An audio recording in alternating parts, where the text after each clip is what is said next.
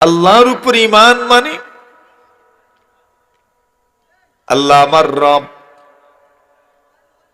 আল্লাহ আমার ইলাহ, আল্লাহ আমার মাবুদ।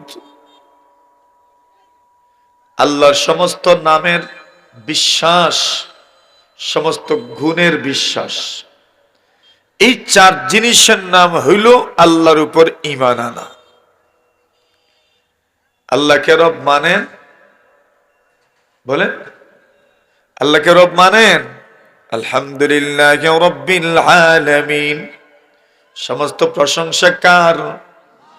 উনি কে? না উনি কে?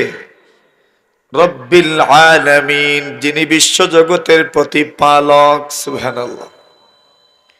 সেই রবের প্রশংসা করছে। মানে আমরা মানি আল্লাহর রব। আল্লাহ কি ভাই? রব মানে পালনে ওয়ালা, প্রতিপালক।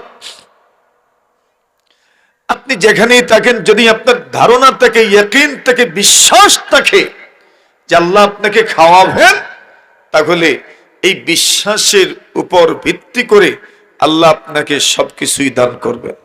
সুবহানাল্লাহ।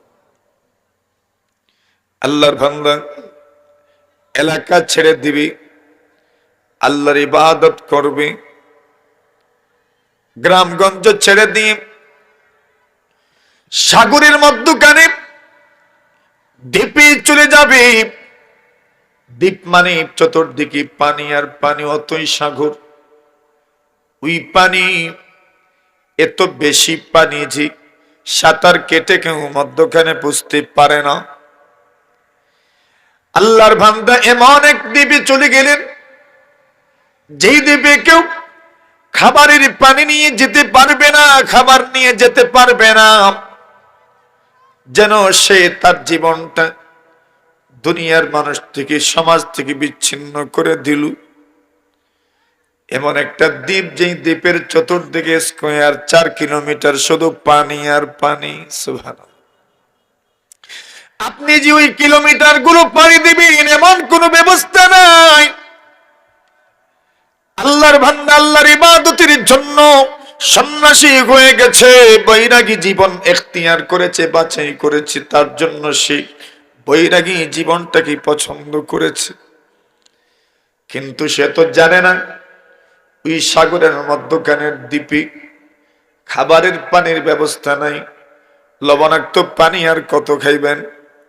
সাগরের পানি তো নুনটা, সাগরের পানি তো লবণাক্ত। ওই লবণাক্ত পানি আপনি কেমনে পান করবেন? আবার সাগরের মধ্যখানের যে দ্বীপ আছে, ওই দ্বীপে এমন কোন খোরাকের ব্যবস্থা নাই, ফসলের ব্যবস্থা নাই, ফলেরও ব্যবস্থা নাই। আল্লাহর বান্দা ভরসা করেছে কার উপর? জোরে বলে মাশাআল্লাহ। আল্লাহর বান্দা ভরসা করেছে তার রবের উপর, রব্বিল আলামিন, যিনি আমার প্রতিপালক, যিনি আমাকে দেখেন, আমার প্রতিপালন করেন, আমাকে লালন পালন করেন। আল্লাহ বলেন, রে বান্দা আমার, তুমি এসেছো এমন একটা দ্বীপে, এমন এক জায়গায়, এমন একটা অঞ্চলে যেখানে খাবারের পানির, মিষ্টি পানির কোনো ব্যবস্থা নাই, যেখানে কোনো ধরনের ফল নাই, ফসল নাই। আমি আল্লাহ এই কঠিন জায়গায়, অনুর্বর জায়গায় তোমার জন্য ফলের গাছ আমি উঠায়া দিলাম। জোরে কর। এখানে গাছটা হয় না, কিন্তু আল্লাহ তাআলা গাছ উঠায়া দিয়েছেন, ডালিম গাছ। আল্লাহ বলেন, আমি মিষ্টি পানির ঝর্ণা প্রবাহিত করে দিলাম। প্রতিদিন তুমি 1 গ্লাস করে মিষ্টি পানি পান করবে। আল্লাহর বান্দা প্রতিদিন এক গ্লাস মিষ্টি পানি পান করে একটা করে ডালিম খায়। এমন ভাবে আল্লাহর ইবাদত করেছে পুরা 500 বছর। কত বছর? সুবহানাল্লাহ। তুই তো জোরে হইতো, আরো জোরে। একদম 500 বছর আল্লাহর ইবাদত করছে। আচ্ছা, কেউ যদি 500 বছর আল্লাহর ইবাদত করে, তখন তো তার মনে মনে আসবে, আচ্ছা আমার ইবাদত তো কম না, এই ইবাদতে তো জান্নাতে যাওয়ার কথা। কথা কম, 500 বছর কম নেই। না বেশি? তো এত ইবাদত করলাম, এই ইবাদতের পরে জান্নাতে যেতে আমার আর কোনো প্রতিবন্ধকতা নাই। আল্লাহর হাবিব বলেন যখন মারা গেল, আল্লাহ পাক বলেননি বান্দা উদখুলিল জান্নাতা বিফদলি, আমার দয়া গুণে তুমি জান্নাতে প্রবেশ করো। আল্লাহর বান্দা বলে আল্লাহ 500 বছরের ইবাদত, এরপরেও বুঝি আপনার দয়া জান্নাতে যাওয়া লাগবে, আমার ইবাদতের বিনিময়ে কি আমি জান্নাত পাই না? সুবহানাল্লাহ।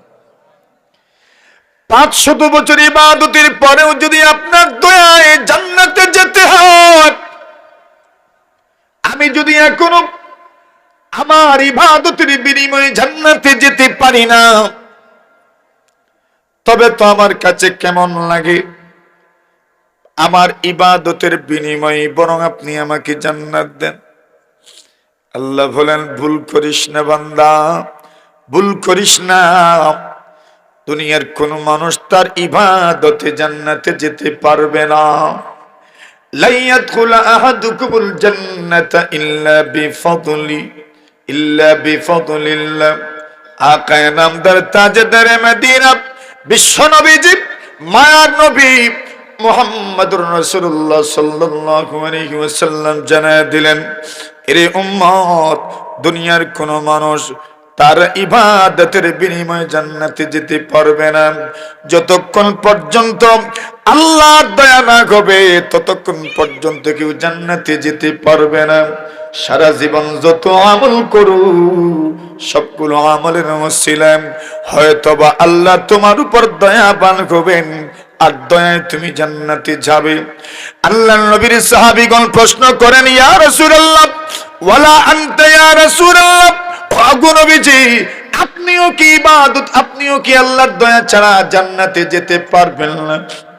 আল্লাহর হাবিব বলেন, আমিও আল্লাহর দয়া ছাড়া জান্নাতে যেতে পারবো না, তবে আল্লাহ পাক আমাকে দয়া করবেন।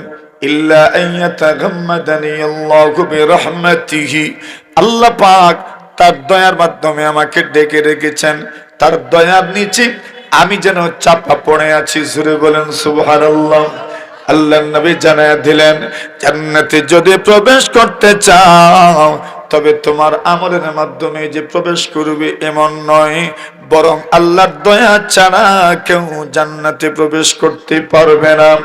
আল্লাহর নবী বিশ্ব নবী মুহাম্মদুর রাসূলুল্লাহ সাল্লাল্লাহু আলাইহি ওয়াসাল্লাম বলেন, ওই লোকটা আবার আল্লাহকে বলে, আল্লাহ বাল বিইবাদাতি, আমার ইবাদতের বিনিময়ে আপনি আমাকে জান্নাত দেন। আল্লাহ বলেন, রে বান্দা বাল বিফদলি, আমার দয়ায় তুমি জান্নাতি হও। লোকটা আবার বলে, বাল বিইবাদাতি, আমার ইবাদতের বিনিময়ে আপনি আমাকে জান্নাত দেন। আল্লাহ বলেন, যদি তোমার ইবাদতের বিনিময়ে তোমাকে জান্নাত দিতে হয়, তবে এর আগে তোমার কাছে আমার একটা পাওনা আছে, পাওনা পরিশোধ করো। জোরে বলেন সুবহানাল্লাহ। পরিশোধ করো আমার পাওনা। এরে মুহতারাম হাজিরিন, আল্লাহর বান্দার পাওনা আল্লাহ তাআলা তার বান্দার কাছে পায়। কি পায়? আল্লাহ তাআলা কি পরিমাণ দয়া করেছেন, কি পরিমাণ অনুগ্রহ করেছেন আল্লাহ জানায় দেন। আমি আল্লাহ পরবর্তীকারে আলম তোমাকে তোমার মায়ের গর্ভে রাখলাম, কি পরিমাণ সেফটি দিয়ে আমি তোমাকে মায়ের গর্ভে রাখলাম। ফি যুলুমাতিন সালাস, 3 ধরনের পর্দার ভিতরে অন্ধকারে আমি তোমাকে রেখেছি। কোন ধরনের ভাইরাস, কোন ধরনের জীবাণু তোমার মায়ের পেটে পৌঁছতে পারে না। সুবহানাল্লাহ বলেন।